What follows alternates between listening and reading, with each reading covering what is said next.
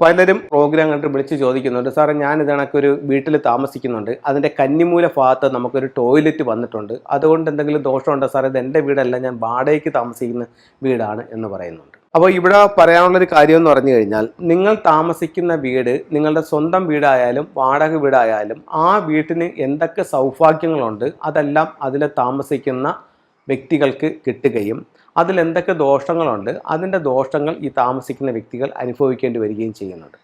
അപ്പോൾ അതിൽ പലരും പറയുന്നൊരു മുട്ടാപ്പോക്കെന്ന് പറയുന്നത്, സാറേ ഇത് എൻ്റെ വീടല്ല, ഞാനിത് ഒരു വർഷത്തേക്ക് ഒറ്റയ്ക്കെടുത്തതാണ്, അല്ലെങ്കിൽ ഒരു വർഷത്തേക്ക് വാടകയ്ക്ക് താമസിക്കുന്നതാണ്, അല്ലെങ്കിൽ എൻ്റെ ബ്രദറിൻ്റെ വീടാണ്, ബ്രദർ നാട്ടിലില്ലാത്തതുകൊണ്ട് നമ്മൾ ഇവിടെ വന്ന് താമസിക്കുന്നതാണ്, നമുക്ക് സ്വന്തമായിട്ട് വീടില്ല എന്നൊക്കെ പലരും പറയുന്നുണ്ട്. എന്ത് തന്നെ ആയാലും നിങ്ങൾ താമസിക്കുന്ന വീടിൻ്റെ ഗുണവും ദോഷവും നിങ്ങളെ ബാധിക്കും. അത് രണ്ട് രീതിയിൽ ആണ് നമുക്കത് കിട്ടുന്നത്. ഒന്നെന്ന് പറയുന്നത് വീടിൻ്റെ ഷേപ്പിനെ ബേസ് ചെയ്തിട്ടുള്ള ചില കാര്യങ്ങൾ. ഇപ്പം ഇതൊരു വീടാണ്, ഇത് വടക്ക്, ഇത് കിഴക്ക്, ഇത് പടിഞ്ഞാറ്. ഇവിടെ ഒരു ടോയ്ലറ്റ് ഉണ്ട്, ഇത് ബെഡ്റൂമാണ്.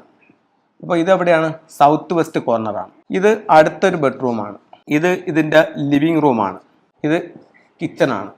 ഏകദേശം ഇത്തരത്തിലാണ് ഒരു വീട് ഇരിക്കുന്നതെന്ന് കണക്കാക്കുക. അപ്പം ഇതിന് രണ്ട് രീതിയിലാണ് ഇതിൻ്റെ വാസ്തുദോഷങ്ങൾ നമ്മൾ എടുക്കുന്നത്. ഒന്ന്, ഈ വീടിൻ്റെ ഷേപ്പും ഓരോ ദിക്കിലും വരുന്ന കാര്യങ്ങളും നോക്കും. അങ്ങനെയാണെങ്കിൽ ഈ വീടിന് രണ്ട് ദോഷങ്ങളുണ്ട്. എന്താണ്? ഒന്ന്, തെക്ക് പടിഞ്ഞാറ് ഭാഗത്ത് ഒരു ടോയ്ലറ്റ് വന്നു. തെക്ക് പടിഞ്ഞാറ് ഭാഗത്ത് ടോയ്ലറ്റ് വരുമ്പോൾ കുടുംബനാഥയ്ക്ക് ആരോഗ്യ സംബന്ധമായിട്ടുള്ള പ്രശ്നങ്ങൾ, ഉദര സംബന്ധമായിട്ട് യൂട്ര സംബന്ധമായിട്ടുള്ള ബുദ്ധിമുട്ടുകൾ, ഭാര്യയും ഭർത്താവും തമ്മിലുള്ള അഭിപ്രായ വ്യത്യാസങ്ങൾ, വിവാഹ സംബന്ധമായിട്ടുള്ള തടസ്സങ്ങൾ ഒക്കെ ഈ തെക്ക് പടിഞ്ഞാറ് ഭാഗത്ത് ടോയ്ലറ്റ് വന്നാൽ ഉണ്ടാകുമെന്ന് ഫുങ്ഷുവൽ പറയുന്നു. ചൈനീസ് വാസ്തുകലയായ ഫുങ്ഷുവൽ പറയുന്നുണ്ട്. അപ്പം ഇത്തരത്തിലുള്ളൊരു സാധ്യത വരാനുള്ള സാധ്യതയുണ്ട്. 100 വീട്ടിലും വരണമെന്നില്ല, എന്നാലും 95% വീടുകളിലും ഇത്തരത്തിലുള്ളൊരു സാധ്യത ഉണ്ടാവാൻ സാധ്യതയുണ്ട്. നമ്മളെ കൺസൾട്ടിങ് ചെയ്യുമ്പോൾ അതങ്ങനെ മനസ്സിലാക്കാനായിട്ട് സാധിച്ചിട്ടുണ്ട്. ഇവിടെ മറ്റൊരു പ്രോബ്ലം, ഈ വീട് നമ്മൾ സ്ക്വയറോ റെക്ടാങ്കിൾ ഷേപ്പിലോ വരണമെന്നാണ് പറഞ്ഞിരിക്കുന്നത്. അങ്ങനെയാണെങ്കിൽ ഈ വീടിൻ്റെ ഏത് കോർണർ ഇല്ല? നമുക്ക് നോർത്ത് വെസ്റ്റ് കോർണർ ഇല്ല. ഒരു വീടിൻ്റെ നോർത്ത് വെസ്റ്റ് കോർണർ എന്ന് പറയുന്നത് അവിടെ ആരെ സൂചിപ്പിക്കുന്നു? അവിടെ ഗൃഹനാഥനെ സൂചിപ്പിക്കുന്നു. അപ്പോൾ ഇത്തരം വീടുകളിൽ ഭൂരിഭാഗം വീടുകളിലും ഗൃഹനാഥൻ ക്ഷയിച്ചുകൊണ്ടിരിക്കുന്ന ഒരു അവസ്ഥയായിരിക്കും. ക്ഷയിച്ചുകൊണ്ടിരിക്കുന്നതെന്ന് പറഞ്ഞു കഴിഞ്ഞാൽ ഗൃഹനാഥൻ്റെ കഴിവിനനുസരിച്ച് ഒരു ഉയർച്ച ഉണ്ടാവില്ല. നമ്മളെ സപ്പോർട്ട് ചെയ്യുന്ന ആൾക്കാർ പൊതുവെ കുറയും, ബന്ധുക്കളിലും അയൽക്കാരിലും ഡെയിലി വരുമാനമില്ല എന്നീ പ്രശ്നങ്ങളുണ്ടാവും.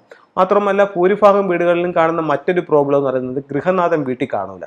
ഒന്നുകിൽ വിദേശത്ത് എവിടെയെങ്കിലും വർക്ക് ചെയ്തുകൊണ്ടിരിക്കുകയായിരിക്കും, അതല്ലെങ്കിൽ മറ്റൊരു നാട്ടിലില്ലാതെ മറ്റൊരു സ്ഥലത്ത് ജോലി ചെയ്യുകയായിരിക്കും. അപ്പോൾ ഇത്തരത്തിലുള്ള പ്രോബ്ലം ഇവിടെ ഉണ്ടാകാനുള്ള സാധ്യതയുണ്ട്. ഇത് വാസ്തുവിൻ്റെ ചില നിയമങ്ങളാണ് പറഞ്ഞത്. രണ്ട്, ഈ വീടിന് ഫ്ലൈങ് സ്റ്റാർ നമ്പറുകളുണ്ട്, ഓരോ ദിക്കിലും വരുന്ന നക്ഷത്രങ്ങളുണ്ട്. ആ നക്ഷത്രങ്ങൾ അനുസരിച്ചിട്ട് ഇതിൻ്റെ ഫലവും നമ്മൾ നോക്കേണ്ടതായിട്ടുണ്ട്. ഉദാഹരണത്തിന് ഇതിനെ നമ്മൾ കറക്റ്റ് 9 തിരിക്കുമ്പോൾ ഓരോ ദിക്കിലും വരുന്നത്. ഇപ്പോൾ ഇവിടെയാണ് നമ്മുടെ മെയിൻ ഡോർ വന്നിരിക്കുന്നത് എഴുതുക. ഇവിടെ വന്നിരിക്കുന്ന നക്ഷത്രം എന്ന് പറയുന്നത് 9-7 ആണെന്നുണ്ടെങ്കിൽ ഈ വീട് പറ്റിപ്പും കടബാധ്യതയും ഉള്ള വീടായിരിക്കും. ഈ ബെഡ്റൂമിലാണ് അവർ കിടക്കുന്നത്. ഈ ബെഡ്റൂമിലെ നക്ഷത്രം 5-2 ആണെന്നുണ്ടെങ്കിൽ ടോട്ടൽ ലോസ് ആയിരിക്കും. അപ്പോൾ അവർ കിടക്കുന്ന റൂമിൻ്റെയും അവരുടെ പ്രധാന വാതിലിൻ്റെയും നക്ഷത്രങ്ങളെ നോക്കിയും അതിൻ്റെ ഫലം പറയാം. വീടിൻ്റെ ഷേപ്പിനനുസരിച്ചിട്ടും ആ ഫലം പറയാനായിട്ട് പറ്റും. അപ്പോൾ നിങ്ങൾ താമസിക്കുന്ന വീട് വാടക വീടായാലും സ്വന്തം വീടായാലും അതിൻ്റെ ഗുണവും ദോഷവും നമ്മളെ ബാധിക്കും. അപ്പോൾ അത് നിങ്ങൾ കറക്റ്റ് ചെയ്തിട്ട് താമസിക്കുക. അപ്പോൾ ചിലർ പറയും, സാറേ 1 വർഷം ഇവിടെ താമസിക്കുന്നുള്ളൂ, 1 വർഷം മതി നമുക്ക് ജീവിതത്തിൽ രക്ഷപ്പെടാനും നമ്മളുടെ സൗഭാഗ്യങ്ങൾ നഷ്ടപ്പെട്ടു പോകാനും. ചിലർ പറയും 1 വർഷം കൊണ്ട് എനിക്ക് ഭയങ്കര കടബാധ്യതയും കാര്യങ്ങളും എല്ലാമായി മൊത്തം ബിസിനസ്സും പൊട്ടിയെന്ന് പറയും.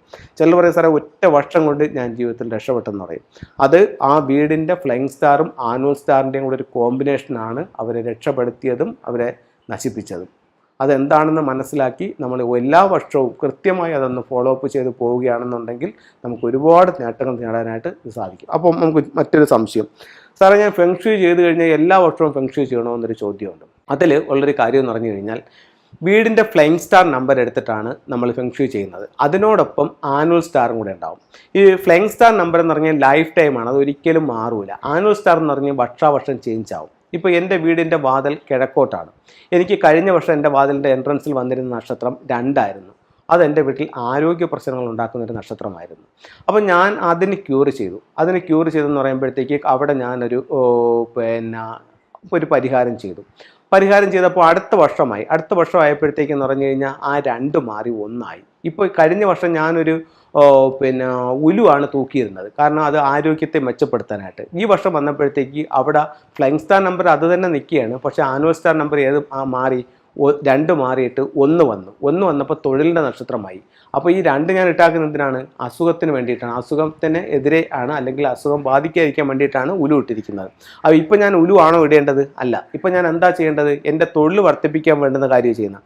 ഞാൻ ആ ഉലു വേറൊരു ദിക്കിലേക്ക് വന്നിട്ടുണ്ടല്ലോ, കാരണം ഈ 2 മറ്റൊരു ദിക്കിലേക്ക് വന്നിട്ടുണ്ടല്ലോ, ഈ ഉലു ഞാൻ എടുത്ത് ആ സൈഡിലോട്ട് വെച്ചു. അതായത് തെക്ക് കിഴക്ക് ഭാഗത്താണ് ഇപ്പോൾ 2 വന്നിരിക്കുന്നത്. അപ്പോൾ അവിടെ എനിക്ക് ഹെൽത്ത് പ്രോബ്ലം വരാതിരിക്കാനായിട്ട് ഈസ്റ്റിൽ കിടന്ന ഉലു എടുത്ത് സൗത്ത് ഈസ്റ്റിലേക്ക് വെച്ചു. അപ്പോൾ മറ്റൊരു ഡയറക്ഷനിൽ ഇരുന്ന റൂയിയാണ് തൊഴിൽപരമായിട്ട് നേട്ടം തരുന്നത്. ഡ്രാഗൺ തട്ടിലും റൂയി എടുത്ത് ഞാൻ കിഴക്ക് വശത്തേക്ക് വെച്ചു. ഇവിടെ ആ കൺസൾട്ടൻറ്റ് വരണമെന്നുള്ള നിർബന്ധമില്ല. എല്ലാ വർഷവും നിങ്ങൾ ഇതൊന്ന് ഫോളോ അപ്പ് ചെയ്ത് പോവുകയാണെന്നുണ്ടെങ്കിൽ സൗഭാഗ്യങ്ങളെ പരമാവധി വർദ്ധിപ്പിക്കാനും ദോഷങ്ങളെ പരമാവധി കുറയ്ക്കാനും ഫെങ്ഷുയിലൂടെ സാധിക്കും.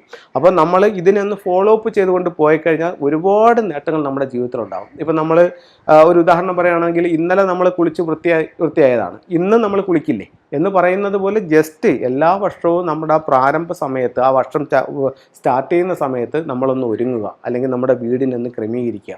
ഒരു വർഷത്തേക്ക് അതിൻ്റെ ഗുണങ്ങൾ നമ്മളിലേക്ക് ഉണ്ടാവും. അടുത്ത വർഷം ചെയ്യുക. എല്ലാ വർഷവും നിങ്ങൾ ഈ ടൂൾസ് എല്ലാം വാങ്ങിച്ചു വെക്കേണ്ട, ഒറ്റത്തവണ വെക്കുന്ന ആ ടൂൾസ് മതി. അതിൻ്റെ ചില സ്ഥാനങ്ങൾ, ചില ടൂൾസുകൾ മാത്രം, നമ്മുടെ സീഹറിൽ മുറി വയ്ക്കുന്ന ഒരു ടൂൾസും മാറ്റേണ്ട കാര്യമല്ല.